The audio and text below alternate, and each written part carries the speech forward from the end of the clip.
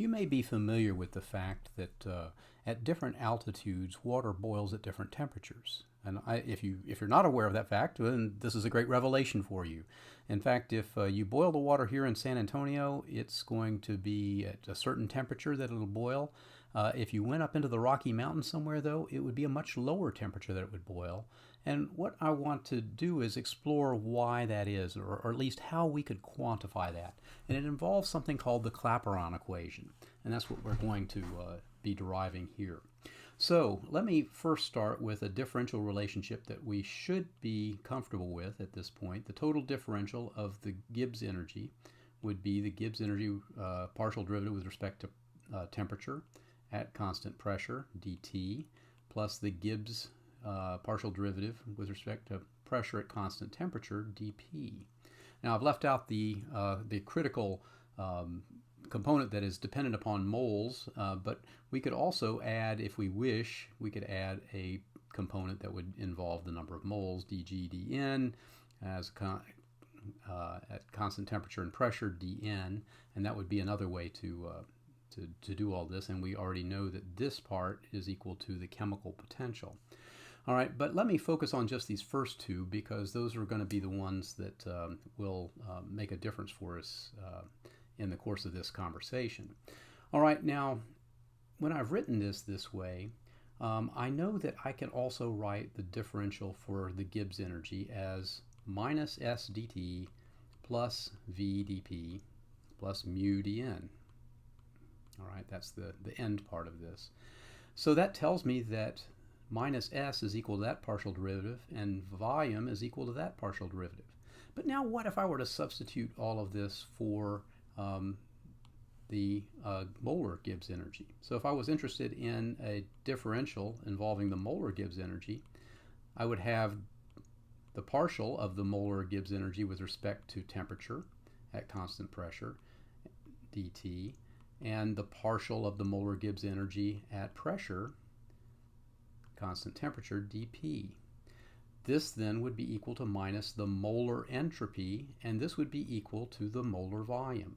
All right, so, but moreover, I can rewrite these things, since I have molar free energy is equal to the chemical potential, I could rewrite these as the derivative, the partial derivative of the chemical potential with pressure held constant, dt, plus the chemical potential partial derivative with respect to pressure with temperature held constant.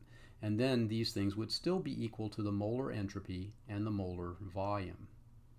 All right, so these, it turns out, are going to come in handy because I now know that at a phase equilibrium I can write, for example, that the change in the vapor chemical potential is equal to the change in the liquid chemical potential.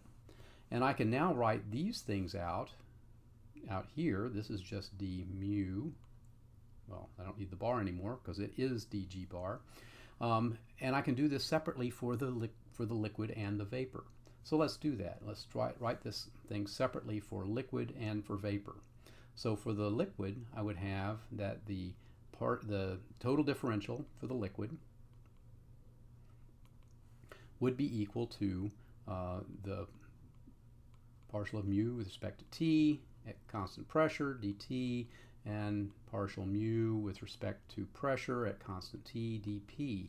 And I would have something similar for the vapor, but I need to specify that this is the liquid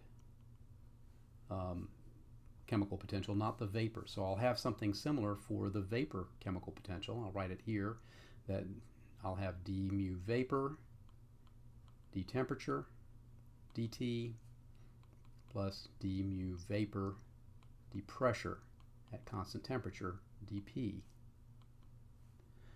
Now this is going to be equal to my total differential of mu vapor. But these two things are equal to each other, so I can actually put an equal sign right here. Furthermore, I can use these relationships that I've enunciated up here to fill those in for the liquid and the vapor. So for example, this one is going to be minus the liquid entropy, the molar liquid entropy times dt, plus the liquid molar volume times dp. This is going to be equal to negative the gaseous molar entropy, and this will be equal to the molar volume dP in the gas phase. So what I've done is basically to take this, fairly run-of-the-mill garden variety total differential for the Gibbs energy, and with this new definition of chemical potential, and noting that at a chemical equilibrium I can write this, allows me to equate these things. Now I want to be careful to specify that molar volume of the liquid is not the same as the molar volume of the vapor. Molar volume of liquid is actually it's pretty incompressible, it's pretty reliably measurable, whereas the molar volume of a vapor actually depends upon the pressure quite extensively. The same is true for the molar entropy of the liquid and the vapor. They're not the same either. But now let's put things, and I left off dt here, so I'm glad you caught me on that. Now let's put the terms that depend upon dt on the same side. So I'm going to move this one over to this side of the equation, and I'm going to move the pressure one over to this side of the equation. So I'll end up with an equation that looks like this. I'll have this will now turn into a positive over here, so I'll have S vapor positive minus S liquid molar entropy, and this is all times dt, is going to be equal to, over here I'll have the molar volume of the vapor minus the molar volume of the liquid times dP. All right, well, we're almost home here.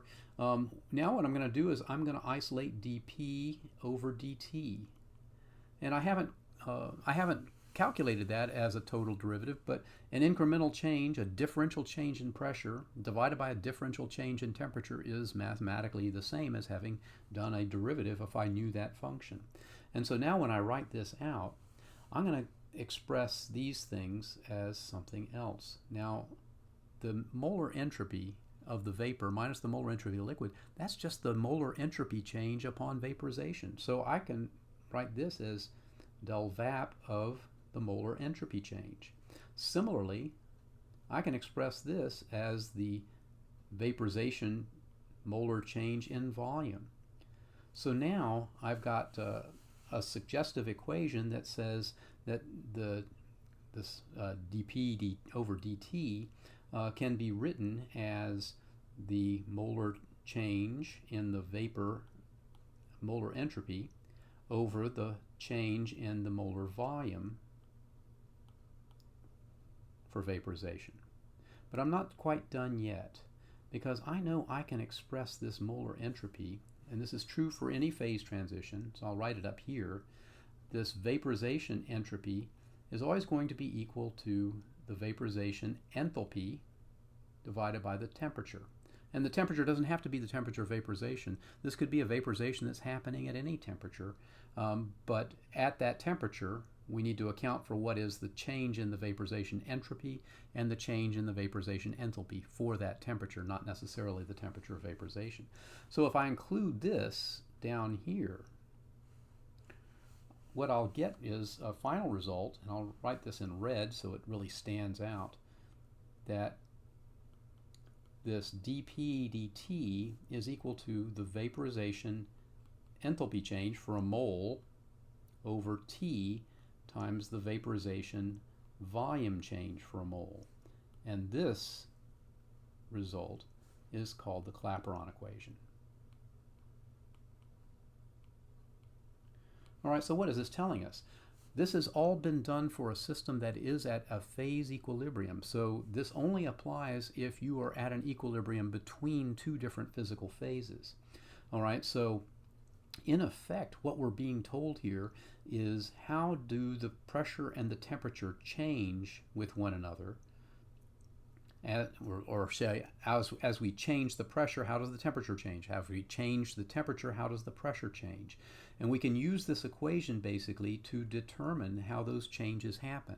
And I know you're going to see some problems about this, so this is a good equation to become acquainted with.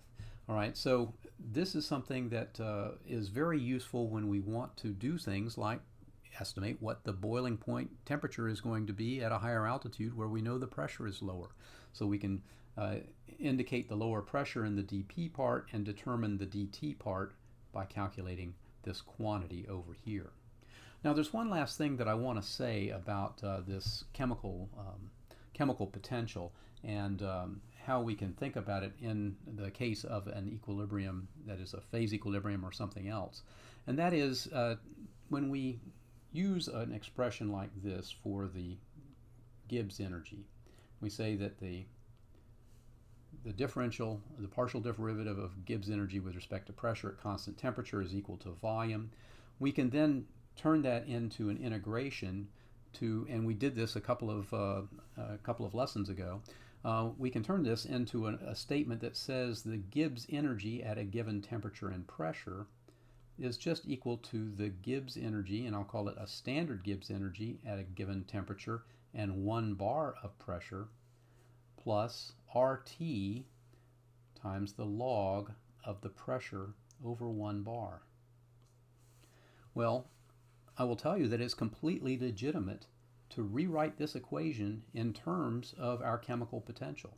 So in other words, just as I can write this for Gibbs energy, I can also write that the chemical potential that correspond to a given temperature and pressure is equal to a standard reference chemical potential for 1 bar of pressure plus RT log of P over 1 bar. Now you might think, well, what kind of trick have I pulled here? Well, the only trick I've pulled is I've turned these Gibbs energies into molar Gibbs energies, and then I can go directly down to this equation here.